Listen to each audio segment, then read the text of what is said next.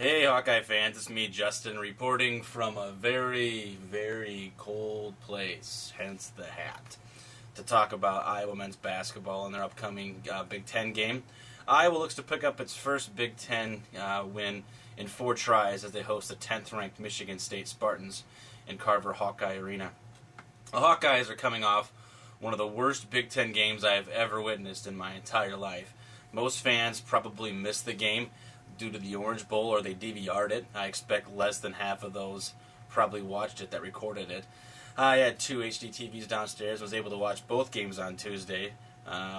Iowa scored 15 points in the first half and finished with 42 on the night. That was one of the lowest point totals by an Iowa team since most Hawkeye fans watching this have been born. It was bad. Let's just leave it at that. So we sit here almost halfway through the 2009-2010 basketball season, and Iowa has 5 wins in 15 games. Now the Hawks have been competitive in most of the games, and in a select few they've been totally annihilated, but it's not like Iowa's losing to bad teams. In fact, the only bad loss, as it sits right now, is to Duquesne, a team that appears to be worse than I expected. And of the 10 teams Iowa has lost to, 9 have 10 wins or more, and 9 of those same teams are in the top 100 of the Pomeroy ratings, and most of them are in the top 50. These teams' combined record sits right there at 117 and 26. Statsheet.com puts Iowa's strength of schedule at 11th in the nation, far and away the toughest in the Big Ten. So yes, Iowa's record is awful, but they also aren't losing to cupcakes. That said, Iowa just has not shown it the past 2 games, especially in the first 5 minutes of each of the ball games, and they can't afford to do that against a team like Michigan State. The Spartans are arguably the deepest team in the Big Ten, if not the nation. The top 10 players at Michigan State would probably start for Iowa. That's how deep they are. Michigan State, their 3 losses have been away from the Breslin Center to Florida, North Carolina, and Texas. They score a ton of points, mainly because they shoot the ball very well, and they get a lot of possessions due to their up-tempo style of play. 5 Michigan State Spartans average double-digit points per game, and they're a crazy good rebounding team, especially on the offensive glass, where they rebound over 41% of their own missed shots. That's good for 13th in the nation.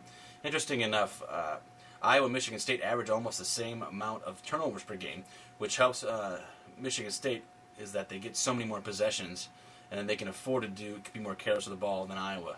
Their surplus of talent also lets them get away with a lot of mistakes as well. What kills a team like Iowa is the fact that they only get about 64 possessions per game. While that stat itself isn't enough to make teams lose ball games, you've seen teams in the past that can win in this low-tempo game, but it's the points per possession that really hurt Iowa. They score less than 1 point per possession. That's not enough at a tempo that slow to win ball games. I don't know really to talk about Michigan State's team. They're stacked, and I'm sure most people who are going to be watching this game know what to expect when they see the Spartans. A couple guys that I'm interested in seeing are Kalen Lucas and Chris Allen. Lucas was benched earlier in the week by Izzo for showing, I think, a lack of leadership or something. Was what was said. He responded pretty well last time out versus the Badgers, but I think it'll be interesting how he does on the road.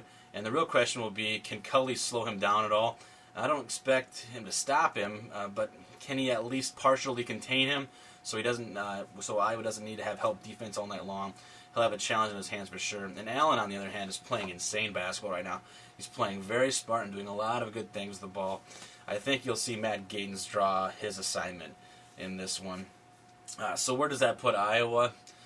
We know Michigan State is going to own the boards, and there might need to be a stat add to the Spartans score sheet for alley-oops for this game.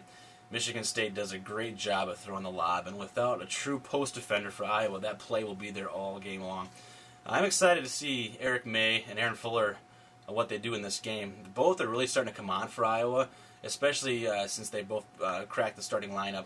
Both will need to be aggressive, especially considering Michigan State will likely do what every other Big Ten team has done so far and have somebody shadow Matt Gatens all game long.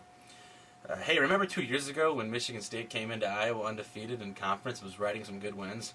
The Hawkeyes, a huge underdog, went on to hold Michigan State to a program low 36 points and knocked Izzo's team off?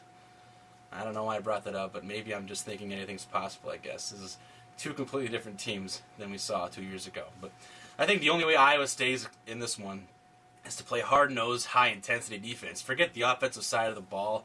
They have to focus on the DN. It's a part of the game that has severely lacked during Big Ten season. If it's not there versus the Spartans, they don't have a prayer. And crashing the defensive boards will also be a big point of emphasis for Iowa. It's not like the Hawkeyes are going to try to get transition buckets on this one or anything, so they might as well crash the defensive boards and attempt to limit Michigan State's second chance points. Prediction this one: Iowa 58, Michigan State 77.